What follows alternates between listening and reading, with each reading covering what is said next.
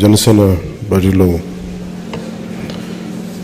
Join అయిన YCP party నుంచి వచ్చిన కార్పొరేటర్స్ అందరికీ జనసేన పార్టీ తరఫు నుంచి మీకు మనస్ఫూర్తిగా మీకు హృదయపూర్వక స్వాగతం పలుకుతాను. మీ అందరికీ మనస్ఫూర్తిగా మీ అందరినీ జనసేన కుటుంబానికి ఆహ్వానిస్తున్నాను.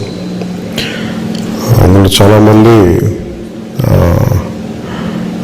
నాకు తెలిసిన వాళ్ళు, దానికి పేడిశెట్టి ఉషశ్రీ గారికి, నా స్నేహితుడు ఆనంద్ సాయి గారి కజిన్కి, చాలామంది నాకు వ్యక్తిగతంగా కొంతమంది తెలుసు, పార్టీ పరంగా కొంతమంది తెలుసు, గతంలో జనసేనలో కూడా చేశాను. మరి మనస్ఫూర్తిగా మిమ్మల్ని జనసేనలోకి ఆహ్వానిస్తూ ఉన్నాను.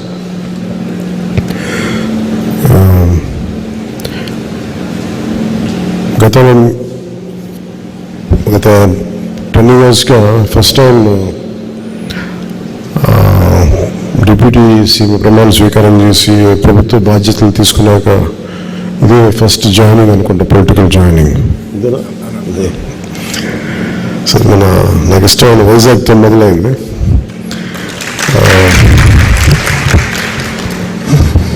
ఎప్పుడు ఈ గవర్నమెంట్ మీటింగ్స్ అలవాటు మళ్ళీ కొంచెం కొత్తగా ఉంది, మళ్ళీ పొలిటికల్ మీటింగ్స్ చేయడం.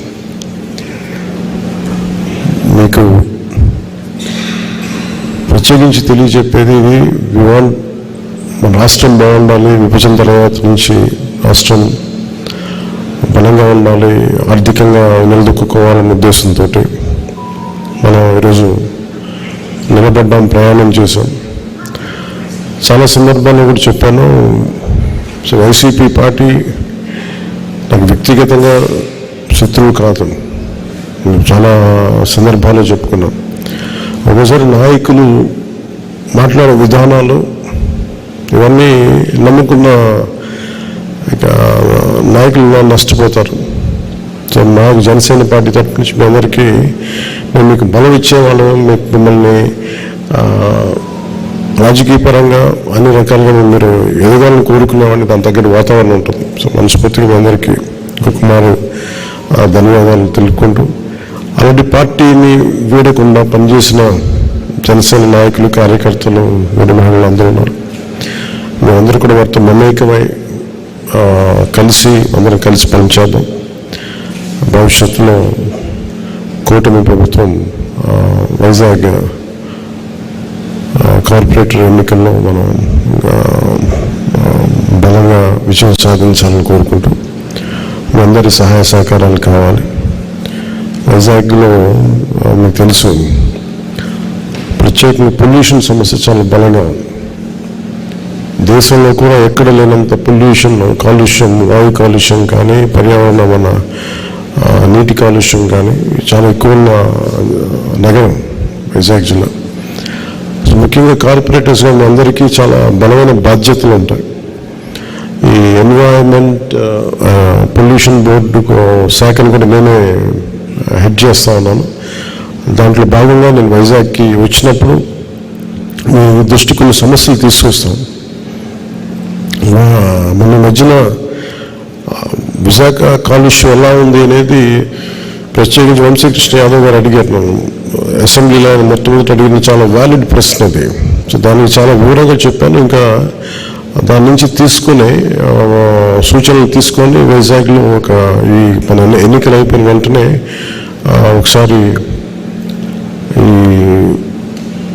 ఎన్విరాన్మెంటల్ ఆడిట్ చేయాలి. కాలుష్యం ఎంత స్థాయిలో కాలుష్యం, భవిష్యత్తులో తీసుకోవాల్సిన చర్యలు ఏంటి, వీటన్నిటి మీద ముందుంటాం. అలాగే నగరానికి సంబంధించి ఎప్పటికప్పుడు కొత్త నిర్మాణాలు కానీ, ఇన్ఫ్రాస్ట్రక్చర్ డెవలప్మెంట్ కానీ, ముఖ్యంగా ఈ రియల్ ఎస్టేట్ ఇష్యూస్ చాలా ఉన్నాయి. సో వాటన్నిటి మీద మనందరం కలిసికట్టుగా పోరాటం చేసి ప్రజలకు న్యాయం చేద్దామని తెలియజేసుకుంటూ, ఇక్కడికి వచ్చిన పార్టీలో జాయిన్ అయిన పుర్రె పూర్ణశ్రీ గారికి, లీలావతి శ్రీనివాస అల్ల గారికి, పేడిశెట్టి ఉషశ్రీ గారికి, కంటిపాము కామేశ్వర గారికి, భట్టు సూర్యకుమార్ గారికి, కొవ్వాగప్పు సుశీల గారికి, జర్రిపోతుల ప్రసాద్ గారికి, మంచిపల్లి సత్యనారాయణ గారికి, బూళ్ళపాటి ఉమామహేశ్వరరావు గారికి, పాపిరెడ్డి మహేశ్వరరావు గారికి మీ అందరికీ నా హృదయపూర్వక ధన్యవాదాలు. పార్టీ మీరు జనసేనని నమ్మి మీరు వచ్చినందుకు మనస్ఫూర్తిగా మీ అందరికీ ప్రత్యేక కృతజ్ఞతలు తెలియజేసుకుంటూ మీ అందరికీ మనస్ఫూర్తిగా ఇంకొకసారి అభినందనలు, స్వాగతం పలుకుతూ సెలవు తీసుకుంటున్నాను. జై జనసేన, జై హింద్.